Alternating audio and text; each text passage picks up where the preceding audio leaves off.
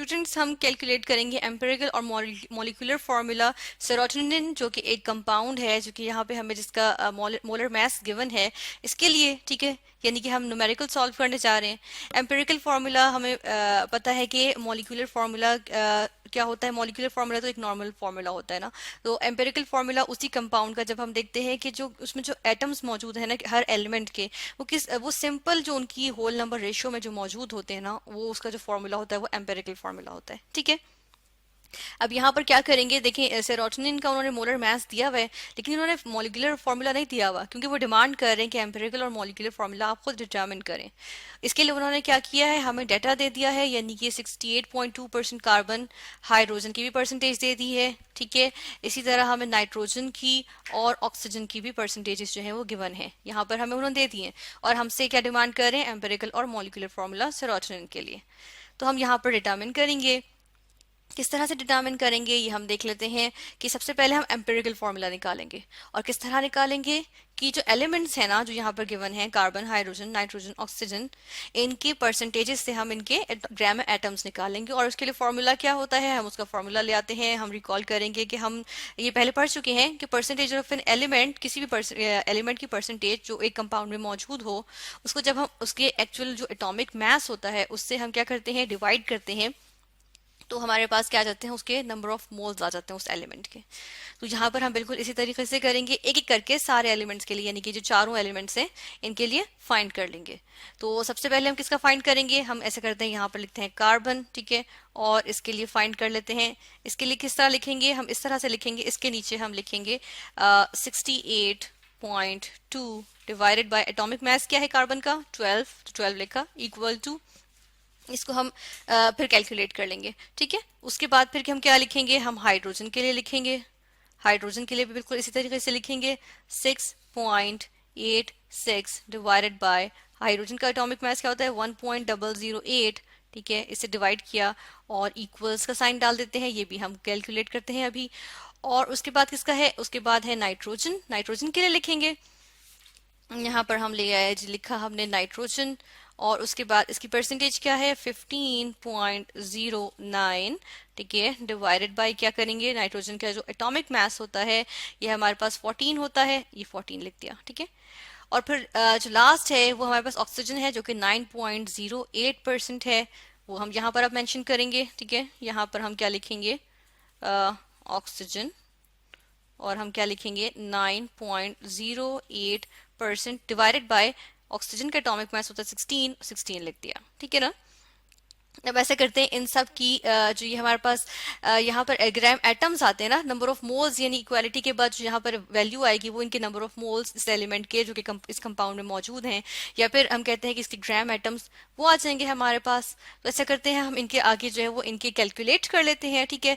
जिस तरह से अभी हम यहाँ पे कैलकुलेट करेंगे कार्बन का, सबसे पहले ये हम कैलकुलेटर ले आए और इसके अंदर हम 68.2 डाला, डिवाइडेड बाय 12 लिखेंगे, ठीक है, इक्वल्स करेंगे 5.68। तो यहाँ पर हम आगे क्या लिख देंगे, 5.68, ठीक है। इसी तरह हाइड्रोजन, नाइट्रोजन और ऑक्सीजन के भी कैलकुलेट कर लेते हैं, ठीक है। तो ये हमने जो है वो कैलकुलेट कर लिया बिल्कुल उसी तरीके से हाइड्रोजन, नाइट्रोजन और ऑक्सीजन के लिए भी। अब हम क्या करेंगे, इनकी रेशो लेंगे, ठीक है ना। तो रेशो हम यहाँ पर ले लेते हैं, किस तरह से, इसकी थोड़ा सा हम नीचे आ जाएंगे थोड़ा सा, और यहाँ पर हम इसकी रेशो लेंगे, और वो किस तरह से ली जाती है ये लिखते हैं हम, ऐसा करते हैं, थोड़ा सा बड़ा करके लिखेंगे, कार्बन की रेशो, कार्बन, फिर लिखेंगे रेशो का साइन, फिर हाइड्रोजन, फिर रेशो का साइन, फिर नाइट्रोजन, फिर रेशो का साइन, और फिर ऑक्सीजन, ठीक है। अब क्या करेंगे, इनके जो ग्राम एटम्स आए हैं या इनके जो मोल्स हैं, इनकी रेशो जो है वो हम नीचे यहाँ पर मेंशन करेंगे। जिस तरह से सबसे पहले हम किसकी मेंशन करेंगे, कार्बन की, वो क्या है, 5.68, ठीक है। फिर है हाइड्रोजन की 6.8, ठीक है। फिर नाइट्रोजन की है 1.07, फिर ऑक्सीजन की है 0.56, ठीक है ना। इस तरह से है ये, इसको थोड़ा सा हम ठीक करके लिख लेते हैं 0.56 को, और फिर इनके बीच में हम रेशो का साइन लगा देते हैं, ये आ गए इनके दरमियान में रेशो के साइन, ठीक है। ये हमने ठीक करके लिख दिया। अब हम क्या करेंगे, इनके इनकी जो सिंपलेस्ट रेशो आ जाएगी ना, वो हम यहाँ पर लिखेंगे, ठीक है। तो सिंपलेस्ट रेशो किस तरह लेते हैं? सिंपलेस्ट रेशो लेने का तरीका ये होता है कि इनमें से जो सबसे छोटा नंबर है ना, रेशो में जो सबसे छोटा नंबर आएगा उससे हम सबको डिवाइड कर देंगे। सबसे छोटा नंबर इसमें से 0.56 है, ऐसे करते हैं 0.56 से सबको डिवाइड कर देते हैं, यानी कि यहाँ पर भी मैंने लिखा 0.56, ठीक है। तो यही चीज जो है वो सबके नीचे लिखेंगे, यानी कि सबके नीचे डिवाइड कर देंगे। तो हमने 0.56 इसके नीचे भी लिखा, ठीक है। फिर हमने क्या किया, 0.56 जो है वो इसके नीचे भी लिखा, और 0.56 जो है वो 0.56 के नीचे भी लिखेंगे, ठीक है। यानी स्मॉलेस्ट नंबर जो है वो अपने ही नंबर से डिवाइड भी होगा। तो इस तरह से करेंगे, इस सारे को हम फिर कैलकुलेट कर लेंगे, ठीक है ना। जिस तरह से यहाँ पे अगर हम देखें तो 0.56 इंटू 0.56 को डिवाइड करें 0.56 से तो 1 आ जाता है, ठीक है। तो यहाँ इसको हम सबको कैलकुलेट करके ना फिर यहाँ पे इनको मेंशन कर देते हैं। तो चलें, ये हमने जो है ना क्या किया, ये इनकी जो है वो रेशियोज हमने यहाँ पर लिख दी।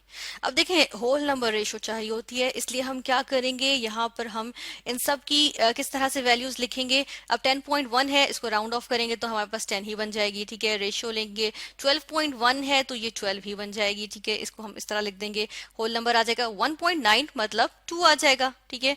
और फिर ऑक्सीजन 1 है तो ये 1 आ गया।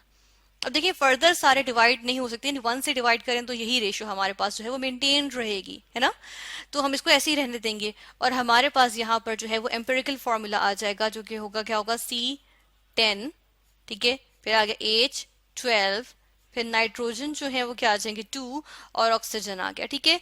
ये इस तरह से हमारे पास जो है वो इसका क्या आ गया, एम्पिरिकल फॉर्मूला आ गया, ठीक है। चाहे तो हम इसको जो है वो इस तरह से इसमें कर देते हैं स्क्वायर में, और इसके आगे हम लिख देते हैं कि ये क्या है, ये हमारे पास जो है वो एम्पिरिकल फॉर्मूला आ गया है, ठीक है। अभी तो हमें मॉलिक्यूलर फॉर्मूला भी यहाँ से जो है वो कैलकुलेट करना है ना। तो अब हम इसके लिए देखेंगे कि मॉलिक्यूलर फॉर्मूला कैलकुलेट करने के लिए हमें क्या करना पड़ता है। इसको कैलकुलेट करने के लिए हम यहाँ पर जो है वो इसको थोड़ा सा नीचे ले आते हैं, ठीक है। अब ये हमारे पास जो है वो एम्पिरिकल फॉर्मूला गिवन है। इसके लिए क्या करते हैं, इसके लिए ये किया जाता है कि अब हम जो मॉलिक्यूलर फार्मूला निकालेंगे ना, उसके लिए हम क्या करते हैं, पहले हम निकालते हैं n, जो कि इंटीजर होता है, जो कि हम देखते हैं कि n क्या है। सबसे पहले चलें ये देख लेते हैं, यहाँ से हम n निकालेंगे, और n एक्चुअली होता क्या है ये देख लेते हैं पहले, कि n होती है रेशो, ठीक है। n एक इंटीजर है, और जिस तरह से हमने देखा था ना कि मॉलिक्यूलर एन हमने देखा था कि क्या होता है कि वो मल्टीपल होता है एम्पिरिकल फार्मूला का, जिसकी वजह से हमारे पास मॉलिक्यूलर फार्मूला आता है। तो यहाँ से देखिए एन जो है वो क्या है, molecular mass divided by empirical formula mass, ठीक है। ये हम करेंगे यहाँ पे, तो यहाँ पे इस तरह से हमारे पास क्या चीज आ जाएगी, हम इसके अंदर इसको पुट करेंगे। अब मॉलिक्यूलर मास तो गिवन है 176 ग्राम्स, ठीक है, पर मोल, ये तो हमें गिवन है ना। और इसको डिवाइड करेंगे किससे, इसको हमने डिवाइड करना एम्पिरिकल फार्मूला मास है, जो कि हम यहाँ से निकाल लेंगे। किस तरह निकालेंगे ये हम देख लेते हैं। कार्बन का हमारे पास क्या चीज है, एटॉमिक मास, ये होता है 12 इंटू 10 करेंगे, यानी कि यहाँ पर हम लिखेंगे 12 इंटू 10 120 हो जाएगा। प्लस हाइड्रोजन का एटॉमिक मास 1 होता है, 1 इंटू 12 क्या होता है, 12 हो गया।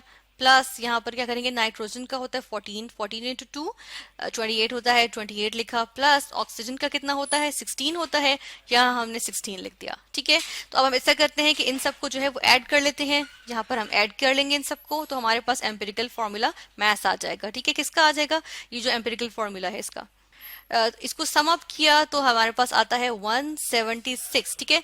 और देखिए फॉर्मूला मास इसके लिए भी हम देखते हैं कि ग्राम पर मोल ही है, ठीक है। तो अब यहाँ पर हम क्या लिखेंगे, यहाँ पर भी हम यही लिख देंगे, एम्पिरिकल फॉर्मूला मास जो है वो है 176 ग्राम्स पर मोल, ठीक है। इस तरह से लिख दिया, तो ये जो n हमारे पास निकलेगा। अब देखिए यहाँ पर कैंसिलेशंस देख लेते हैं, ग्राम ग्राम से कैंसिल हो जाएगा, मोल्स मोल से कैंसिल हो जाएंगे, 176 से कैंसिल हो जाएगा, n इक्वल्स क्या आ जाएगा, 1 आ गया हमारे पास, ठीक है।